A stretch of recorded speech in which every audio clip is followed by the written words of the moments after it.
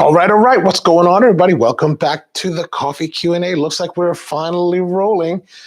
It's been one of those mornings. Sometimes you just have these issues where it just doesn't want to launch, but it looks like we're going well. All right, so how's it going? Hope your weekend was good. I was at the Renaissance Festival, so I have my sword where we were slaying dragons and rescuing fair maidens. That's why we got the get up on today. Got to see Arthur, King of the Britons, out there. But also, while we're at this Renaissance Festival, I picked this up. This is something called Thistle Honey. And Thistle Honey, good morning to you, Dan, and good morning to you, Peter. Thistle Honey is, Thistle, okay, so Thistle is kind of a big thing in Scotland.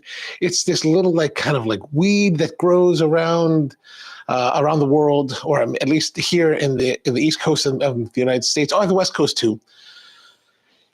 It's got those prickly little things. They're kind of weeds. Here in Maryland, in some places, they grow so prolifically that the government actually has a law that says homeowners must maintain their thistle growth, otherwise they can be fined.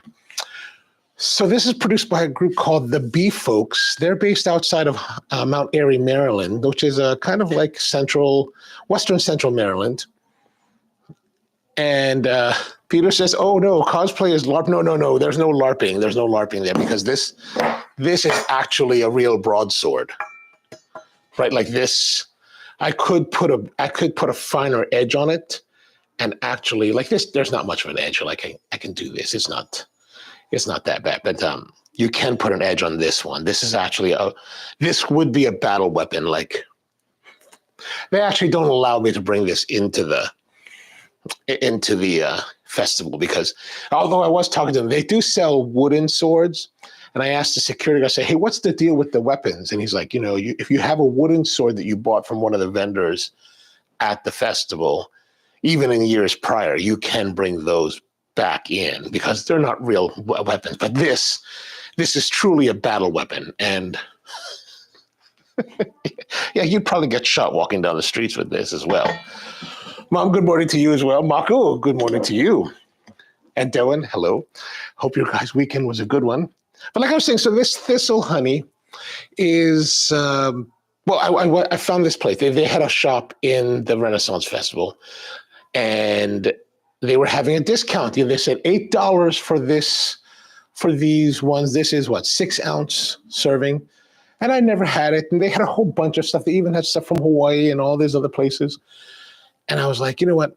They had $8 for 6 ounces, which I don't know if that's a lot of money or not. I was just like, it seems interesting. So I asked the girls at work, I said, "Hey, what's your favorite?" They're like, "The Thistle. We love the Thistle." I was like, all right, I will buy one of those, please.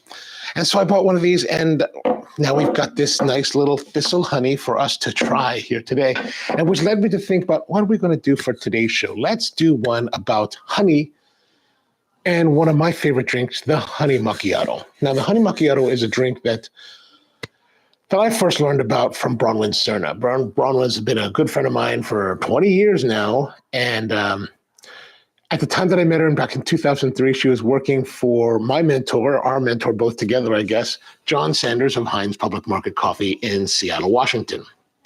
And we all became fast friends. And that next year, in 2004, we went with the SCA, the Specialty Coffee Association of America, with the emphasis of America. I'm not a unification guy. I believe that the SCA should have waited until the SCAE collapsed and then taken over, and then by force, huzzah! Right? Anyway.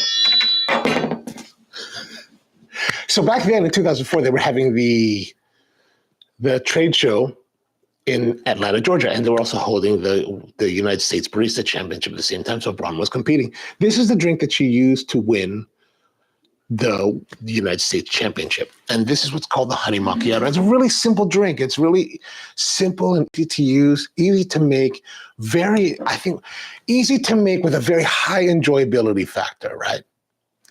And the interesting thing is it's one of those things where the ingredients are very simple. We have espresso, honey, and then milk. And that's it. Very simple. Now, the way that this comes together can be sublime, truly sublime, or just, terrible, terrible. I've had versions of it that I've made terrible, not even worth, just disgusting, disgusting, disgusting. Dana's with us. Good morning to you, greetings and salutations as well. How are things in Bangkok?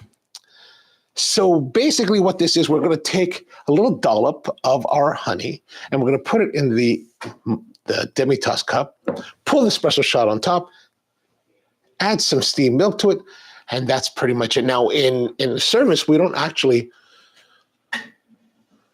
mix it. Is that right? You know what? I'm going to have to call one of my baristas and ask them, do we actually mix it? I don't recall. It's been so long since I made it. I don't really recall. But it's critical. So it's very simple, 3 ingredients. So the problem with this is that when you're dealing with things that are very simple in execution and design, the quality of the ingredients becomes extremely important, like more so than ever, right? Because any little misstep can cause utter collapse, right? So you want to have nice quality milk. Now I have Wegmans quality milk today. It's commercial milk, not the greatest milk, but for today this will be fine. At Spro we would always get our locally sourced, pastured Jersey cows on pastures and then grain fed finished. Oh, that's the meat, but pastured hay, alfalfa, things like that, and then we would work with this local honey producer up in Northern Maryland Sue, she would produce us some great honey. Now, so I thought we'd try this, but here's the thing. So you could use any kind of honey. Now I've got a couple different honeys here for you to check out. This one was given to me by Mari Portillo. This is her brand of honey. This is Miel Capucas. This is from Honduras, right? And then we also have this one here, Rare Hawaiian Organic Honey, white honey. I'm not sure what the difference with white honey is. I could probably read the label, but I don't know. This is $12.99 when I bought this probably several years ago. Dana says BKK is great. Just got back from Pinsanalok. Was on a motorbike trip. Wow, that sounds pretty amazing. It sounds pretty amazing. This one here is a Lloyd Byron's APRA, Thurmont, Maryland. I tend to stick with like locally produced honeys at Spro. This is actually what I'm eating for myself right now. This is a pretty nice honey. You can see it's a little bit. It has some crystallizedness, a little bit crystallization, not a big deal. If you do have honey, especially the ones that are flowy, right? Like this one flows. Oh no, it flows very slowly. But if you have a flowy, liquidy kind of honey that starts to crystallize and you want it to flow again, just put it in like a hot bain-marie, or like maybe put it in a pot of boiling water and just let it heat up, and it will eventually decrystallize and become liquid again, and then you can use it, and it actually will almost never go bad. It's kind of like maple syrup in that fact that I've never seen growth on honey, no matter how, and this is like 2 years. This one here is 2 years old. This is April. This I just bought. This is God knows how long. I haven't even opened this. But the point is, so I don't think they've ever gone bad. But if you do get growth on them for some reason, you can just boil it like maple syrup, and then it'll be fine. Scrape it off and boil. Now here's the thing: Thistle. We've got this raw honey from from Thurmont, Maryland. We've got this Rare Hawaiian Organic, which must be from Hawaii. It has to be from Honoka on the Big Island. So Volcano Island. This is from Volcano Island Honey Company in Honoka. And then we've got this one from Copan, Honduras, right? Dana says the best milk for coffee is mixed with whiskey. You know what? I got to remember that. So I got to remember some things, like who was talking about the ketchup and tomato sauce? You guys were having that argument last week. That and thinking about, you just said that whiskey with the milk. Maybe that's what we can use this Bear Zero Proof bourbon for. Okay, good. I gotta remember mental notes. These are great. These are great ideas. Great ideas. And Peter says, I keep beehives. Used to have loads of honey. Wow, that's amazing. That's amazing. I think that's so interesting. Like I thought about it'd be kind of interesting to have bees, but I think that's just so much. It's just so much work that I don't have enough bandwidth anymore in life. I'm like running out of bandwidth already. And then Dana says, we need to try a version of this drink with that mad honey from the. Yeah. So, and that's the thing that I'm leading up to, is that these are all different honeys that will all have different representations of this drink. Like, it's crazy when you find these really interesting honeys. You can put them in this drink and it changes the drink completely. Right? Like, you can leave your base espresso and your milk. You got nice quality of each. But the honey really impacts it. Like, I remember we got this one honey, a chestnut honey from Italy. And I was like so excited. We put it on the menu, right? It was part of our menu because we'll do these variations on the Honey Macchiato, right? So the one that we get from Northern Maryland, that's the one that we use as our house honey, right? It's our mainstay honey. Sybil, not Sue, Sybil's Bees, Sybil, Cybil, if you want to look it up on your Google. Sybil's Bees, she makes the honey that we normally use. We get them by the gallon. It's really beautiful stuff, but it's a nice, solid honey. And this one that we got from Italy, this chestnut honey, I think it was chestnut. Oh man, it was disgusting. Like, it was terrible. Like, I hated it. Like, I hated it so much. I was like, oh, this is, you put it in this honey macchiato. I was like, oh my God, it's so gross. It was like, I did have guests that liked it, but for me personally, my own personal palate, I was like, oh my God. I was like, oh my God. It's so terrible. It was terrible. We eventually threw that away because I was like, I can't do it. I can't serve that anymore. So terrible. So sometimes you make mistakes, and big mistakes, and you learn,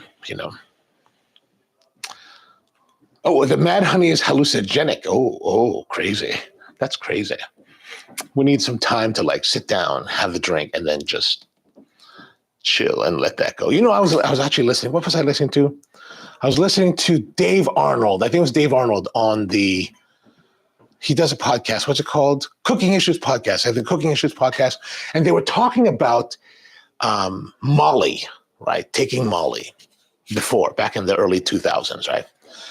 Which, if you're not familiar, Molly is basically ecstasy, right? And I remember my girlfriend back then, she was like, we should try it. And I'm not a big druggy guy, right? So I was scared. I was like, I don't know about that. I don't know. But the way they were talking about it on the podcast, I was like, this is like 3 weeks ago, 2 weeks ago. I was thinking, maybe I should have tried it. So maybe we'll try that special honey from Nepal. Actually, I'll ask my neighbor. She's Nepalese. I will have to ask her about that. I don't think she's tried it. She's a very nice traditional girl. I don't think she would have tried it. And Peter says, I had 120 kilos of honey. Holy moly, that's a hell of a lot. Did you eat it all, or were you like selling it? Because that's a lot of honey to consume. Maybe it was these. The mad honey macchiato can only be served in the beanbag section. Yes, I can imagine that. Just to sit there and chill for the next 6 hours. And John Wilkett, what's going on, man? I remember the time we met at SCA, and I just assumed you were a vendor just chilling at the booth. Wait, which booth was this at? I probably was just chilling at a booth, or maybe I was trying to say, actually, I don't really sell things. I don't like to sell things at the SCA. But good to see you, man. Good to see you. Okay, so let's go to our making of this drink. Let's go try. We're going to try this Thistle honey from the bee folks. The bee folks. Like I said, they're out in Mount Airy, Maryland. I got this at the Renaissance Festival. So let us open it up. Let's taste it first, right?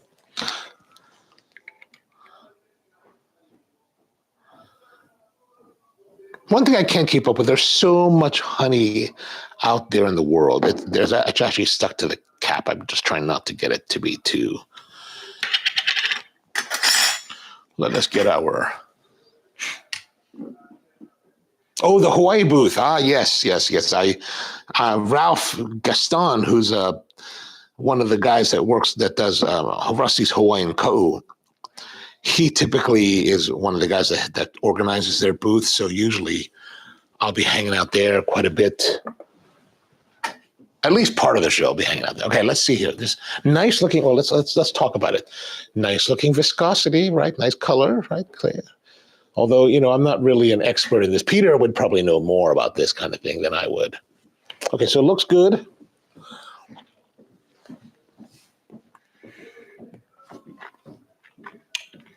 Oh. Now, if you go to their website, I did put a link in the description to the Bee Folks' website, to the page for this. They say it tastes like pancake syrup. And I get that there's kind of a mapley character to it. That's very pleasant. Okay, so let's go and have a look at our espresso. We need to make espresso. So like I've been doing, we made espresso on Friday. I have not touched the machine after cleaning it since Friday. I'm going to put this back here to heat up. So we're just going to grind through a little bit of this coffee that's been sitting. Can you see that? Yeah, in the grinder. Just clear it out. And then now we're going to pull a shot and make sure that everything looks nice. Get our microfiber cloth here from this microfiber cloth comes from Harbor Freight. I bought this for a 4-pack for like $2. Actually, I went back there yesterday because they were continuing their parking lot sale at Harbor Freight, which I had bought some deerskin leather gloves for like $6. And then I lost one of them. So I only had one glove, so I had to go back and buy another. So I asked the guy, I said, hey, is your parking lot sale still on? He's like, yeah, man. And I was like, can I get more of these? He's like, yeah, man. I was like, all right, thanks, bro. Appreciate it. Appreciate you. All right, so we're going to flush that out. Grind coffee.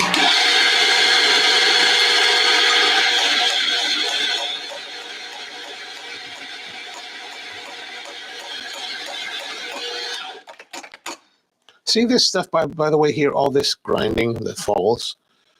This really is why I don't normally make espresso at home. Because, I make a mess, and I don't like to make a mess. More importantly, I don't like to clean. All right, let's make that look nice, hopefully. Wipe off the wings. All right, let's see this shot. Can we make something decent today?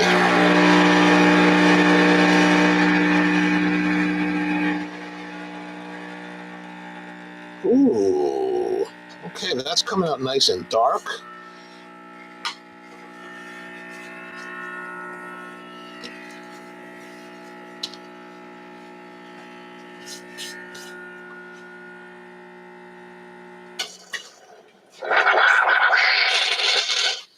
All right, so there we go. There's our shot. Let's go over here and have a look with our, we should put, I brought this here, so I should put in, there we go, the sword. The sword of Sauron. All right, so here's our shot. So not bad looking, a little bit of blonding going on over there. What does that mean? I don't know. Let's actually have a look at our portafilter, our puck, and see what kind of issues we're having today. Like how poorly we made espresso. Oh, actually nice compaction, good imaging. Oh, see, a little bit overexposed, a little bit over. That's where that blonde's coming from, right? That blonde is coming from this extra oils that have been pulled through. So should have stopped it a few moments earlier. That would have made it, nicer. If I was actually a knowledgeable professional, I probably would have done that better. All right, so let's have a look here. Dana says, I wouldn't be able to do the milk. I'm way too lactose intolerant. Well, here's the thing. You can use soy or oat milk to make this drink. It's perfectly fine, perfectly acceptable, or any of the almond milks, milk macadamia milks. Lick the cap. Oh, I should. But that's not sanitary. That's not sanitary. I do a Kintamani honey. I do a Kintamani honey coffee. Sorry, but sometimes I can't speak English too well. But without the milk. Ooh, that sounds good. Kintamani is a region in Bali. I wonder how the difference is in flavor. All right, so here's our espresso. Still, after all this babbling, we're seeing some good. It's not breaking. So that's a nice sign. What you don't really want to see in espresso is breaking right away. So a nicely done espresso. Well, that's going to break if you do this kind of thing, but because you're talking so excitedly, it'll probably break. A little bit of bright, a little bit of bitter. This is not the Espresso 99 that it normally is. This is the House Nation. So it's a little bit less bodied, a little bit thinner, not as heavy on the cacao, not as heavy on the body. Like the body is good. It's like medium. I'd say it's a medium bodied, a little bit more brightness and astringency compared to the Espresso 99. But I think it'll be good for what we're doing today. Dana says, I always hated non-dairy milks in coffee until oat milk became a thing, and I think it's just the bee's knees. Oh, nice. Nice pun. I like that. Very nice. Very nice. Very, I'm going to rinse this cup out because we might need to make a couple of these because chances are I'm going to make dismal failure on this beverage. Okay, so how do we make this? We're going to make this by putting a little bit of the honey into the bottom of the cup, pulling the double shot directly on top, and then we're going to add the macchiato on top of it, right? Now, this is more of what people would like to call a little piccolo latte or whatever they call it. I don't know. This, to me, is just a macchiato. A macchiato, maybe if you want to be more specific, it's a Seattle-style macchiato. So macchiato, as you may be familiar, from Italy is macchiato, meaning marked, right? They basically will steam the milk, right? Steam the milk, and then they'll take a dollop of the milk foam and put that on top. So if you go to Italy and you go to like Segafredo or whatever you go to there, and you're like, can I have a macchiato? Un macchiato, por favore, right? Then they will make it, typically they'll make it that way. And it's fairly nice, but it's definitely a very strong emphasis on the espresso. So the bitterness, the deepness, the for the espresso with just a little bit of foam. So I think for a lot of Americans, they don't like that. So and this is what I learned from Heinz, right? This is the style of drink making that I learned from them, was that we steam milk in a small quantity. And this is the hard part because you really have to use small quantities of milk. Otherwise you're wasting tons of it, right? So this is a 12-ounce pitcher, right? 12-ounce stainless. If I'm making a cappuccino, right? I'm going to take this pitcher and I'm going to fill it with milk to right about there. And then I'm going to steam it. Now, this amount of milk allows me to steam relatively easily. Like the technique for steaming this is pretty easy overall because it's a good volume of the milk in here. And it matches the amount of force that's going to come from the steam wand itself, especially if you're using a large commercial machine. Now, on these E61 La Valentina, it doesn't have that oomph. So when we were using the 20-ounce pitchers to make larger drinks, I was having more struggles getting the thing to roll and get better texture because it just doesn't have that force of nature that comes from a commercial machine, right?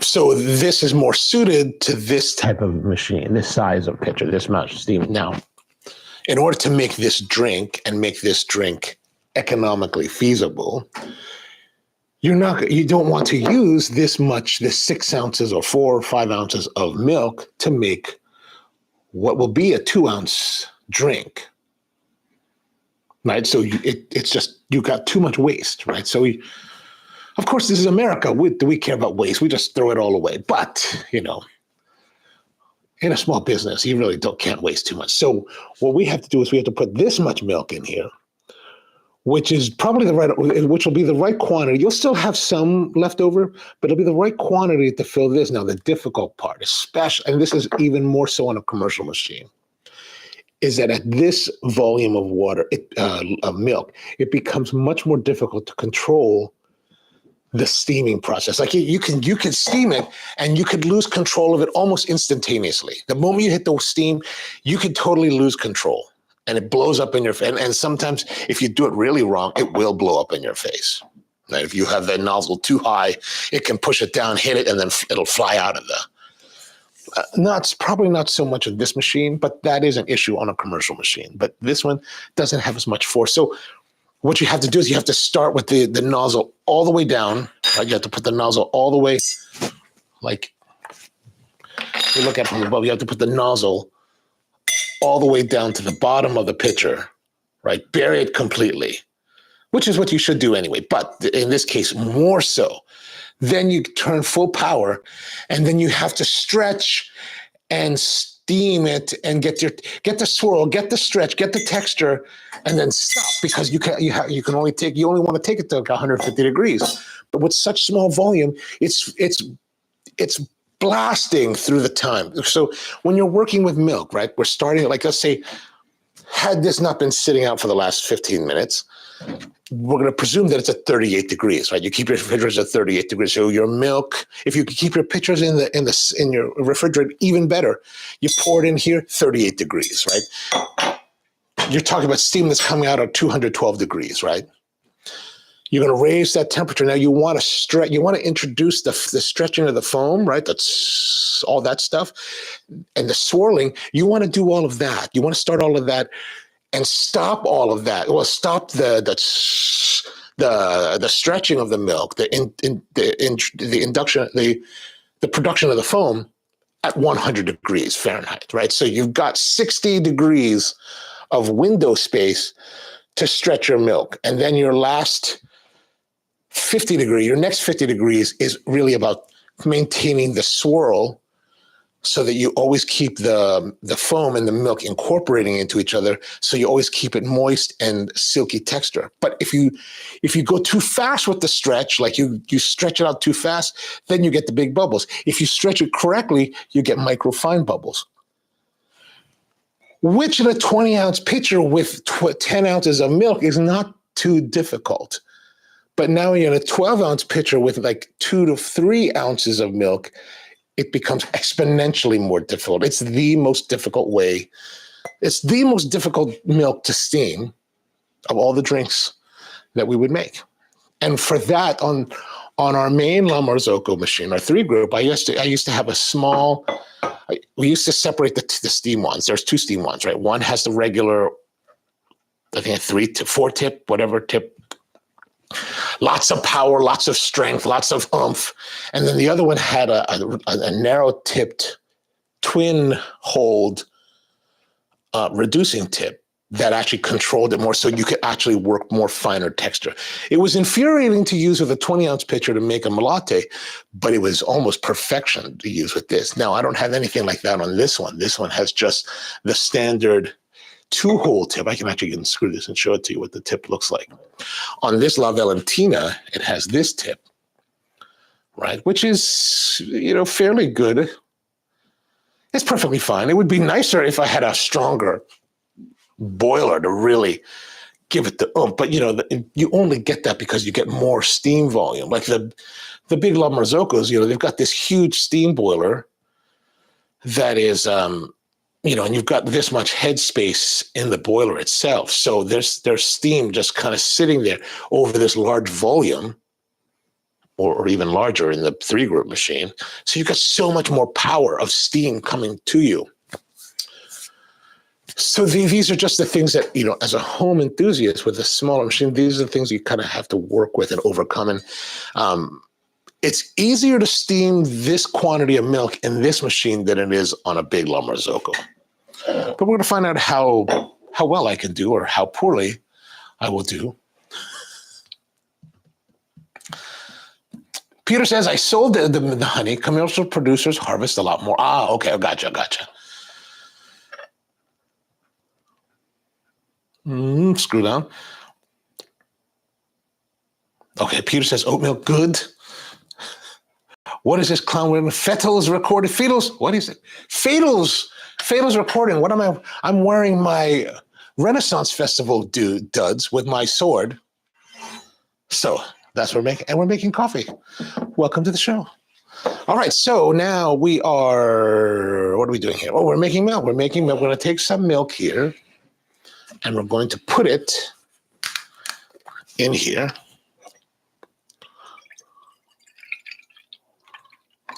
That's it. I'm going to use just that much milk. You can kind of see how much is in there. The parallax makes it look like there's a lot more milk than there is, but it's really only about there on this picture, right? Okay, and then we're going to take our cup. Oh, let's get the warm one. Put that back there. And then we're going to get some of the honey. We're just going to put a dollop of honey. Like, you could measure it. We don't typically measure it. We just put a dollop, about a demi-tablespoon's worth of honey. And actually, that's what we used to do. We would like leave this is a teaspoon. So I'm trying to use less than a teaspoon. But you could technically pull it with the spoon still in, but we won't do that. You can also squeeze bottle it, but basically we would train our baristas that there's a certain look that we're looking for as far as volume, and that's pretty much it right there. So about that much, what is this? That much honey goes in the bottom, and then now we're going to just pull the shot directly on top, and let's get that prepared. All right, so here we go. We're going to just wear that. Also, we want to make sure the steam one is purged.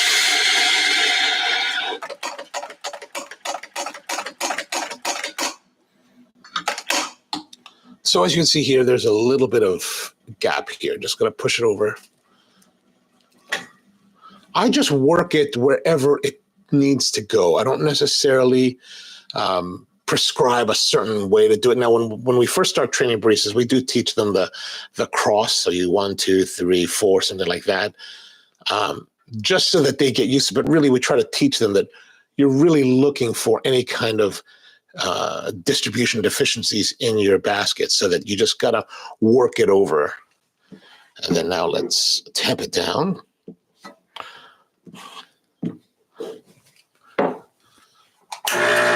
Okay, so now we're going to try to do it all together as one. I'm going to pull the shot directly into the cup that's preheated, that has our honey, and then we're going to steam the milk at the same time and maybe stop it all correctly and hopefully get everything nicely done. All right, so let's go give it a try.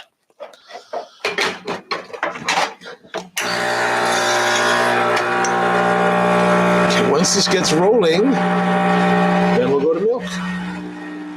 It's coming out now. Drop that down. Just make sure that it centers. We've already purged this, so we can go straight into it.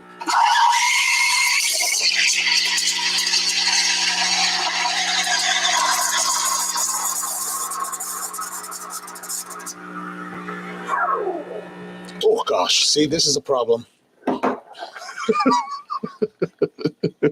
Utter failure here. We will categorize this as total failure. So why total failure? Because look at this. I lost track in paying so much attention to my steaming. I purge that. I lost track of this. So we're going to do faux pas galore. Going to dump a little bit of that out. A little bit more. Okay, good. That's terrible. That's terrible. You really want to have a shot that's like this size, this much size. Okay. That was bad. Not good. All right, so now we're going to take and now that I was not paying attention to the milk and I let it sit while I was babbling and admitting to dismal failure, it has now separated. It has separated, so I have to try to reincorporate the milk together. All right, let's see if we can make it look a little bit nice.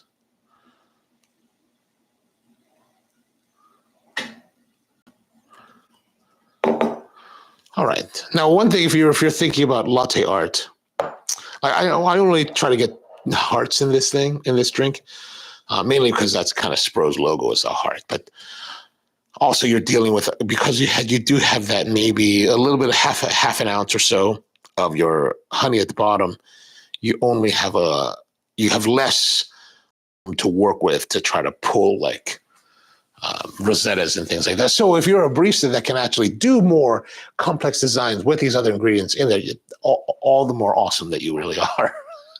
Now, from here, we know that the coffee is layered, right? So with the layers, we know that there's honey, coffee, and then the milk. Now, there's two ways you can drink this. You can drink it as is and slowly get the mixture of layers happening, or you can shove a spoon underneath it and stir it. So sometimes we'll do that, right? So sometimes we will take the spoon, dive it beneath the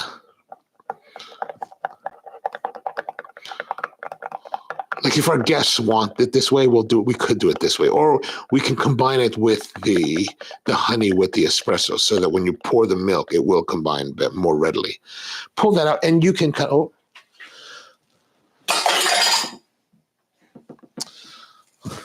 Arthur will be upset if I damage the sword. And this way you can combine it without necessarily damaging your latte art design.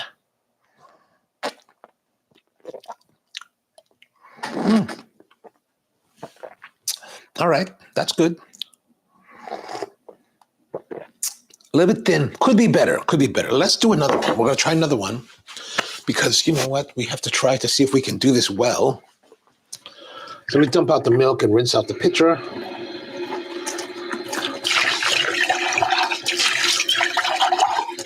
Now, I am taking a long time in between what we're doing here. But really, I would normally be working a lot faster in this one respect, right? So, for example, we steam milk with the steam one. What we want to do is we want to make sure that we come back right away and clean off the wand, right? I purged it early on, but we want to make sure, see all this buildup happens. So you want to make sure that you use a rag. I'm just using a paper towel because I'm only going to do this a couple times. But if I was working the bar, I would actually have a separate hand towel. That I like to keep it relatively damp, nice and like wet, so that when I actually hit it, when I come here, I can pull on it. It will wipe away the milk that's building up. And you want to make sure that you roll. What I like to do is I teach them to hold it like this, right? And then as you come. Okay. As you come down, I use this finger. So I'm holding it. If you imagine that the towel was on my hand, I'm actually rubbing it like this and then coming around. And as I come around, I'm actually using my pointing finger to roll under and rub against the bottom of the steam wand tip to make sure that we get whatever's on the steam wand tip, the drying encrusting milk off of the steam wand tip, because there's always buildup. There can be buildup there, so you want to try to remove that, right? Okay, then purge again, and you want to make sure you're purging the wand because there sometimes will be milk that will kind of get a little bit sucked up in here, and there's a chance that there's a valve, right? People talk about milk being sucked up into the tank, which can happen, but during daily operations, that's not going to happen. When that what that means, because there's a valve, right? This valve is closed. There's no way there's steam coming out, so there's no way that milk's going to go in, especially when this is pressurized and it's going to push it out. However, in olden days, people would have this practice of opening their valves and turning off the machine, and then leaving a milk pitcher, the steam wand soaking in the milk pitcher where they might have left some milk in it. And then when the machine cools down, it can induce a vacuum that will suck whatever's in here through the steam wand back into the boiler. Though that's pretty much an antiquated practice nowadays. So I don't hear that happening much ever at all. So, well, that actually is still nice and clean. All right, let's reset now. I'm going to reset and go for another round. Peter says, what about honey and the milk jug steamed together? You can do that. What I try not to do is introduce ingredients that can potentially get trapped in the steam wand, right? It's very unlikely. Don't get me wrong. It's all stainless and like there's enough pressurized steam that comes through the wand that it's unlikely to get up in there. But it's just one of those things where I try not to do that. Also, we try to, it's also partially about teaching baristas to try not to do crazy things like that, because then it might, you can never put beyond, I can never imagine all the scenarios where people can muck things up. So I want to try to also mitigate the potential for them to muck things up, right? So, you could do that. You certainly could. And especially if you're in your personal world, like you are in an environment where you can control your variables because you're the only one making the coffee. So in that case, yeah, go for it. I mean, I think that would be very nice. Like we will mix things like milk and coconut milk together and then steam them. There's nothing really against, you totally do that. I just think it's a little bit more interesting when there's layering. But yeah, it can be done anyway. All right, let's try again and see if we can make it a little bit better this time. Let's get our cup here. Peter says, I put cold brew coffee in cream and steam it. Yeah, I think that's fine too.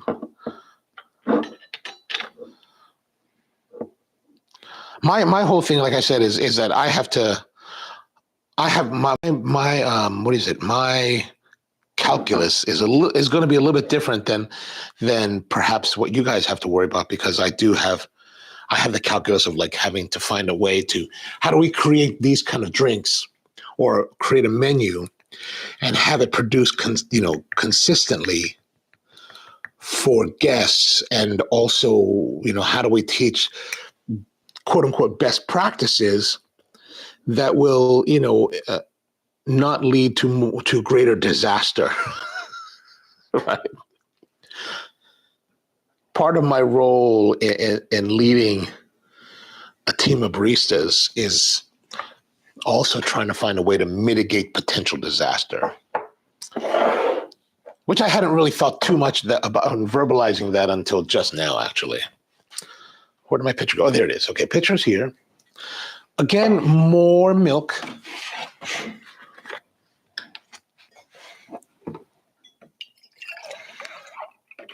So I was pleased in the way that I was able to texture. I would like to have it a little bit, I would like to have this texture be a little bit less foamy, but we'll see what we can do this time around. See if we can make something more compelling. Okay, so we're ready to go. Let's do more grinding.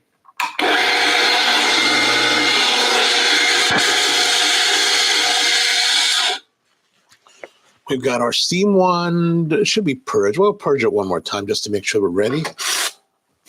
The one problem with this shirt is that these sleeves are always getting in the way.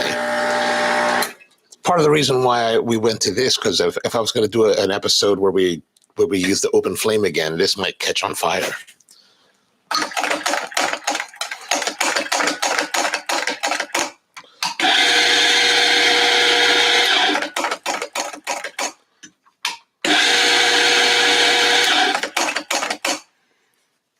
A little bit heavy. See, this is what I'm talking about. I really don't like to make espresso at home.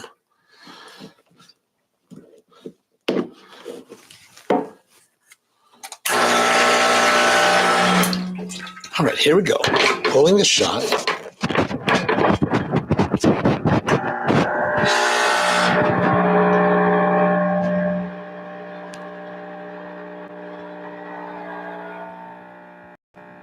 In with the coffee.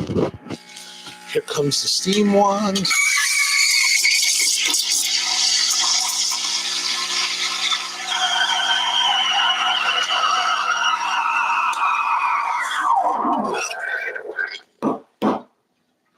Okay, I think that's a little bit more along what we're looking for. With a sword. Okay, so we've got a little bit of bubbly. Let me zoom in though. A little bit of bubbly. Tap those bubbles out. Looks fairly consistency. Good consistent. Tap the bubbles that are in here so you can see here there's some bubbly there.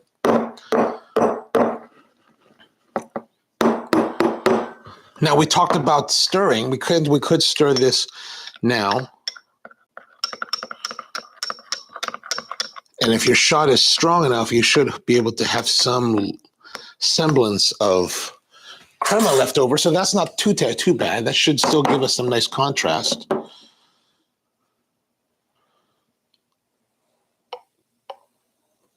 Whoops, terrible, thin, too thin, too thin, too thin. As you can see here, I should have stretched it more. See how much it's like shaking like this? Needs more stretching. Yeah, I can kind of see through the foam now. So I kind of got a little bit scared stretching it. I didn't want to go as much. I didn't want to go too thick. Like I feel like this was too thick. So I went a little bit more reserved on this stretch. So again, this is kind of what you're doing as you're making your drinks. You just kind of will adjust. Like I thought this had too much foam when I was pulling it down and stretching it. So I thought this time, let me go at it a little bit less aggressive. But then now I think this is going to be too thin. So you can see how much it shakes. I think that's too thin. So if I was to do another one, I would find the medium point. So it's always about adjusting, utilize, doing what you do, and then evaluating and then adjusting to that. And you're always going to have a little bit to adjust every time. Every time there's always adjustments to be made. If you ever talk to any truly proficient baristas, I'm sure all of them will tell you, nothing is perfect. There's always some detail that they've done that they didn't like, that they found. They found something wrong. Devin wants to describe the latte art. So this is a Thistle. So since we're using Thistle honey, we're making Thistle latte art. Actually, that's quite successful, I would say. Huzzah! Huzzah!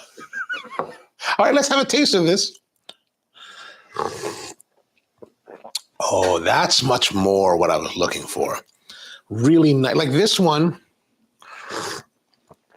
you can kind of get that honey, but it's really kind of light. This one, much more better balance, right? Better. What I'm looking for is a really nice balance of the honey to the espresso to the milk. And that's really what I want. I'm when it comes to a lot of the drinks that we develop for Spro, I want balance, right? I like balance in flavors rather than extremes. Like I remember one time we were in Portland. This is like many, many years ago, like in maybe the late 2000s.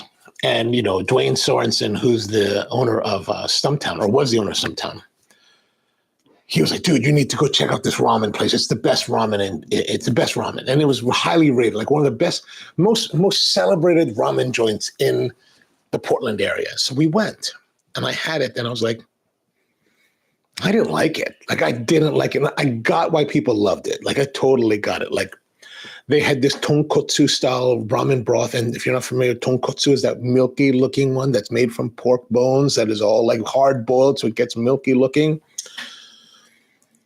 And it was super rich and super like flavorful, right? Like it was a super flavorful broth, right? But everything else around it was like collapse. I mean, everyone loved it. They raved about it. But they had this super heavy broth and these little teeny tiny thin noodles. And I was like, what is this My Fun Noodle BS happening in my ramen? If you have heavy duty broth, you need to have heavy duty noodle to stand up to it, right? Maybe even like those Chinese hand-pulled noodles will be really good with it. But like this little tiny My Fun noodle, what the hell? I'm like, what is this craziness, right? And then they had, instead of chashu, they had, of course, braised pork belly and this big, massive pieces of pork belly that were totally incongruent with the dish. And I was like, this is like what Americans go amok. American hipsters go amok with cuisine. It's like you lose the factor that the whole thing about is balance. That's my rant for the day. And then even when you go to a place, like a crazy place, like, what is it called? Is it Ippudo? There's this place in Tokyo. They've got several locations that you go to, and they've got this tonkotsu style broth, and it's super meaty and heavy. And then when they're serving it, they take a ladle full of the braising liquid that they've been braising the pork in, that's super fatty and oily, and they put more of that on top, and they put these big noodles in it, and they put this big huge mound of bean sprouts, like it's like a whole dinner salad worth of bean sprouts on it. Women evidently don't go there because it's utterly ridiculous to eat. And I went there and I had the large, and it was utterly ridiculous to eat. But even in this world where they had this super like braised pork, right, that they added to it, and it's like super fat, super rich, and super everything, like craziness, there was balance to it. Where this other one was so out of balance. Everything was out of whack, like super heavy broth, super fatty pork belly, and then teeny tiny noodles. Nothing to counter that. And so with this fatty stuff at this ramen joint, right, they use all these Brussels sprouts and at first you're like, what am I eating all these Brussels sprouts for? But that Brussels sprouts were actually kind of the counterbalance to all the fat. So that even in this world of fatty Japanese craziness, there was, some kind of logic happening there. Devin says, I mean the latte art chip. Yeah, that's exactly what I meant. This is a Thistle. This is Thistle. Have you not seen Thistle? This is what Thistle looks like. Yeah, that's what I'm telling you. That's what I'm telling you. Peter says, modern abstract romanticism. I guess that's what it is. But it's really Thistle. If you look at a picture of a Thistle, I'm sure it looks the same. Marcus says, do you dial in the coffee at the shop every morning, or once dialed in, that your recipe hold up consistently a day after? Okay, so this is the thing I wanted. This is part of the reason why I tell you every time that we make espresso that I haven't touched the machine and the grinder since the last time. And so I think we pulled shots on Friday, right? I haven't touched this grinder at all since Friday. What I did after the show was finished, I cleaned off the machine, cleaned everything out. I just brushed out the dosing part of the grinder to get all the old coffee out, and I turned everything off and I went about my business, right?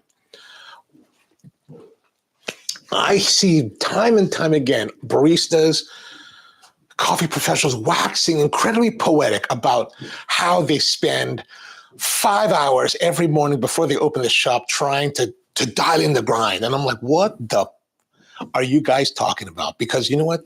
If you have a place where there's consistent conditions, environmental, your coffee is consistent, if you're not having these crazy drastic environmental changes, I have had very few times when I really needed to spend incredible ornate amounts of effort to dial in the grind. Now, and this is also why we pull one shot to taste before we actually make whatever we're making for the day, because we want to see, is the shot still okay? You still want to check, right?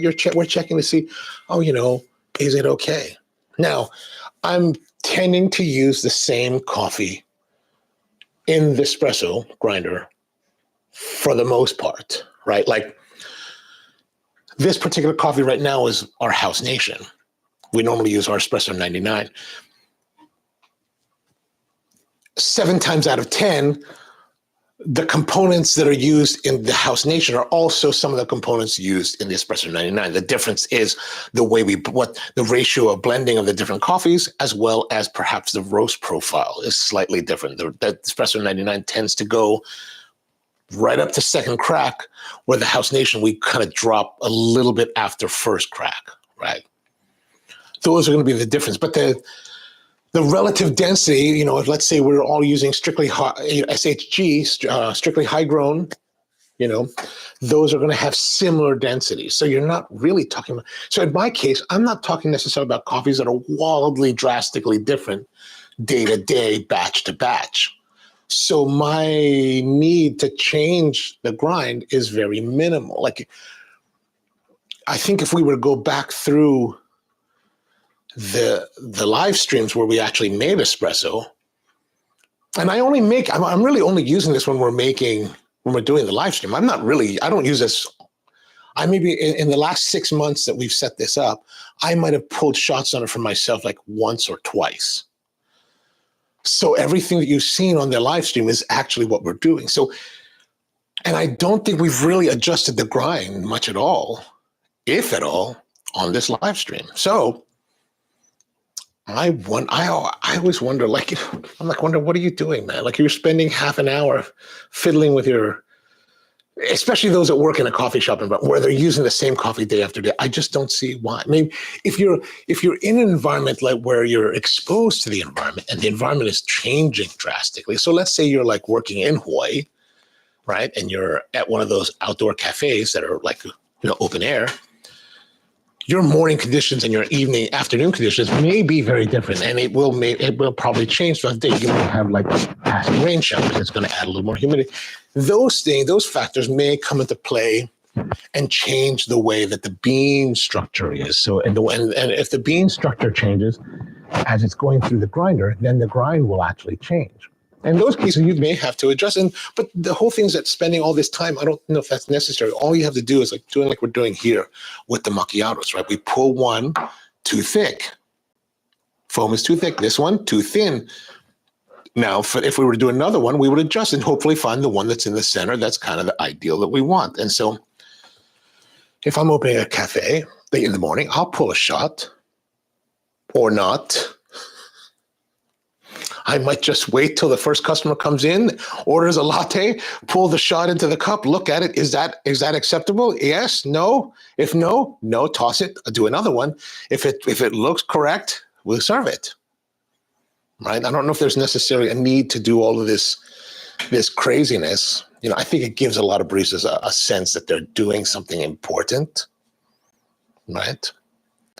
And that kind of sensibility is understandable. Like, the earlier you are in your career, the more that's important. The later you are in your career and closer to dying, the less important that it becomes.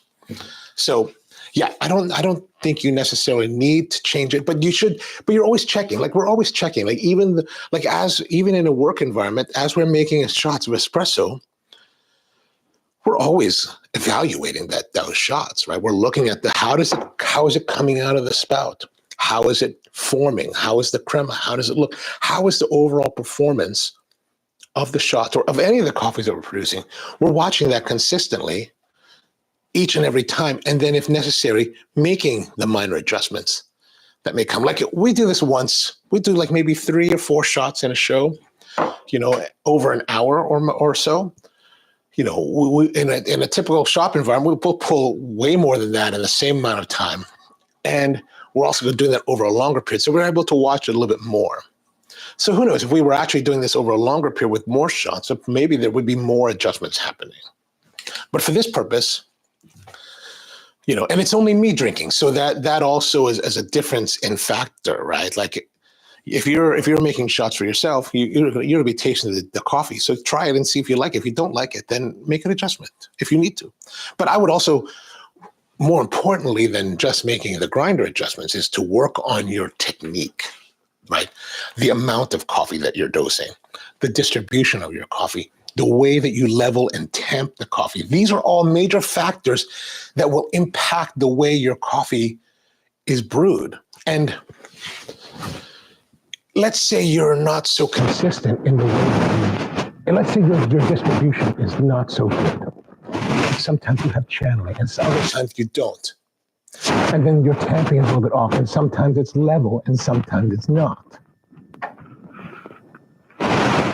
If you cannot eliminate those factors from being issues, like if you can't maintain consistent leveling, and if you can't maintain consistent distribution, so to eliminate the unevenness and the pocketing that can create channeling, and you're trying to adjust your grind, now you're juggling, now you have 3 variables that are always in flux, right? So my goal in training baristas is to remove all of those variables as much as I can, right?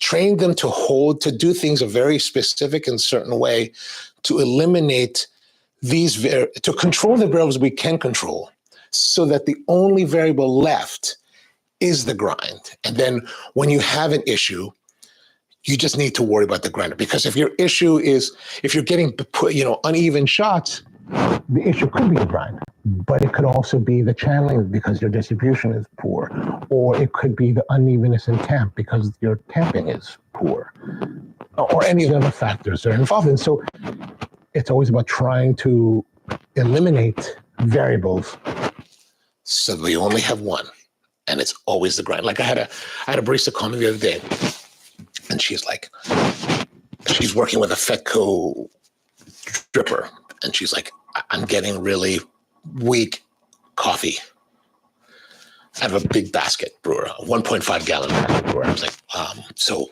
tell me what's going on. So I had to FaceTime her again. She's like, oh yeah, she said, before I said, water's coming out hot? Yes. Water coming out the right quantity? Yes. You measured out the coffee? Yes. 250 grams for a gallon? She's like, yes. Okay.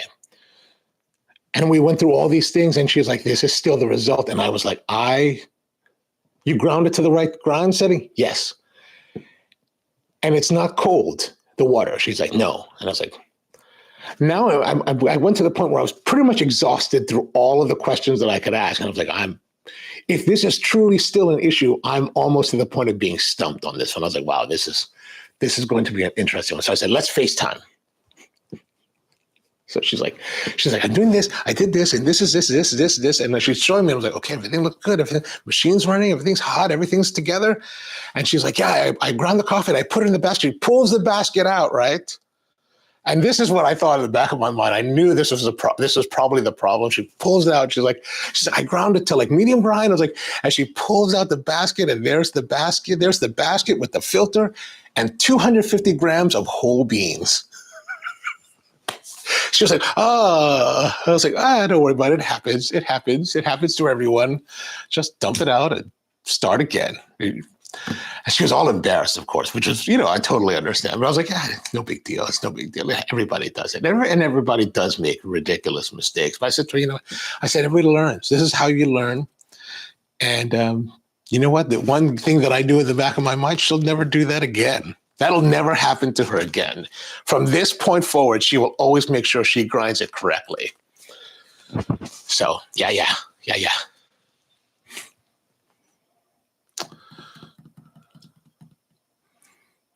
Oh, Peter says he got my new Switch today, and I'm presuming that it arrived intact. Congratulations. I'm glad you like it.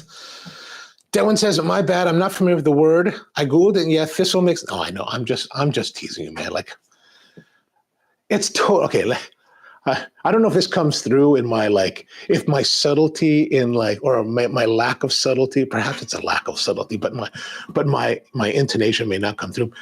I'm totally jiving you or jesting you, or I'm totally gaslighting you on the whole, it's a thistle. It's not a thistle. It was just an ugly Rosetta that looks like some weeds. Don't take anything that I say too seriously. Don't, never do that. Never do that. Oh, Maku, $10. Oh, thank you very much, Maku. I love you very much. Thank you. That's very kind of you to do that, man. Thank you. Let me give that a heart here. That was a pretty funny story. Thanks for the tip. Anytime, my friend, anytime.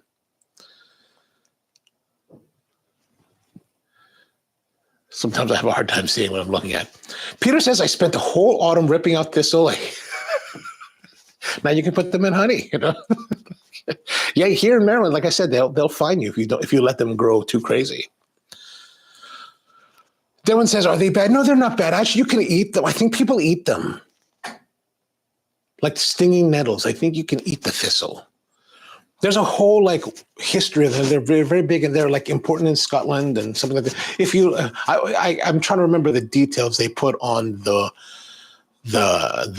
Bee Folks website. If you look at the description, there's a link to the Bee Folks' website, to the page for this honey, and they talk a little more about it. And I was trying to remember all the details, but I don't remember all the details. And Peter says, there are weeds in my country and introduced plants. Yeah. Always people, all those people introducing things. Terrible. It's terrible. All right, let's have another taste of our. So it's cool down. This is what I like about this. It's a fun drink, right? And like I said before, this is actually the drink that Bronwen Serna used to win the 2004 United States Barista Championship. And I love the drink so much that we put it on our menu at Spro. We've had it on our menu. It's been on our menu the entire existence of Spro. It's like 2006. It's in higher ratios. You can make it in cappuccino size, and you can make it in latte size. When we do it in latte size at Spro, like we actually have it on, but we don't call it honey macchiato. Starbucksy in that respect. We're going to take caramel macchiato and just make it bigger. Like we're not going to do that. We're going to macchiato. You come to Spro, macchiato means this size. Your drink is only this size. And if you come to Spro, like we're going to evaluate. We're going to profile you, right? Like I tell the baristas, like we profile people, profile them, right? If they come in, they're like, can we get a macchiato? And you look like the person that may be a Starbucks person, we're going to query you. Then we're going to query you. Be like, are you? Then it's a question of like, how do you query someone while not necessarily, like profiling them? Like if I profile them, we've already profiled them, but how do you profile them without letting them know you're profiling? Be like, have you had the macchiato here before? Have you had a macchiato before? I'm like, oh no. So I said, oh, so are you thinking more about like the caramel macchiato? Oh yeah. We can do that for you. We have something called the vanilla latte, which is the caramel macchiato without the caramel, right? So caramel macchiato at Starbucks is vanilla syrup, espresso, milk, whipped cream, drizzle of caramel sauce. We don't do the whipped cream, we don't do the caramel sauce, but we do everything else. So when we have guests that come in and they're like, oh yeah, we've got a macchiato, and then we give them the vanilla latte. We tell them, oh, we have a vanilla latte that's very similar. And then they're typically happy. Then there's those that come in for the macchiato. I would like to get a macchiato. And then you look at them. Are they a hipster? If the answer is yes, then, they probably mean this. And we'll just make this for them. If you're a hipster that likes Starbucks and you come in and you see a macchiato, we might profile you and realize and just give you this. And you'll be like, what the hell is that? That's not a caramel macchiato. Yeah, but you're a hipster. You're supposed to know this already. This is part of the handbook. You can't grow the beard and wear the flannel unless you know this. But this is a tasty way to go. And you can make this with the latte size. You just put a bit more honey at the bottom of your cup. So in that case, we would have the to-go cup. We put the honey at the bottom. When you use squeeze bottles, so squeeze a bit of honey there, maybe a tablespoon's worth. Double shot of espresso, then we stir it. Like in that drink, we definitely stir it together because we want that combination together. And it's not necessarily the macchiato. We're looking for layering in this 2-3 ounce drink. In that latte, we're looking for, this is more enjoyment, like more enjoyment, exploration with the layering, whereas the latte is more enjoyment and hedonism, right? Pleasure. We want them to have this honey, coffee, milky texture, pleasure throughout the entirety of their experience. And their 12-ounce experience, we want them to be, from the moment they put it to their lips, it's just hedonistic enjoyment. That's what we want, hedonistic enjoyment of coffee. And so we mix that all together. And then pour, so you mix the coffee, you mix the espresso and the honey, and then you pour it. And as you're pouring it, that's going to generate the mixture of that coffee and honey with the milk. So you don't have to stir that part, and that way you can also pour the latte art without disturbing it, right? Again, the latte art is part of that hedonism of enjoyment of coffee. Peter says, you can eat every part of a thistle. I hate the thorns. They're like tiny needles. Oh yeah, we don't, it's never fun tickling in your throat like that. Oh gosh, 1 hour, 10 minutes. All right, time to go. Thank you very much for tuning in. Back again tomorrow with more coffee. And I haven't forgot about this ketchup thing. So, hope you guys have a wonderful day or night, depending where you are. Back again tomorrow, 10 a.m. Eastern. And I'll see you then. Oh.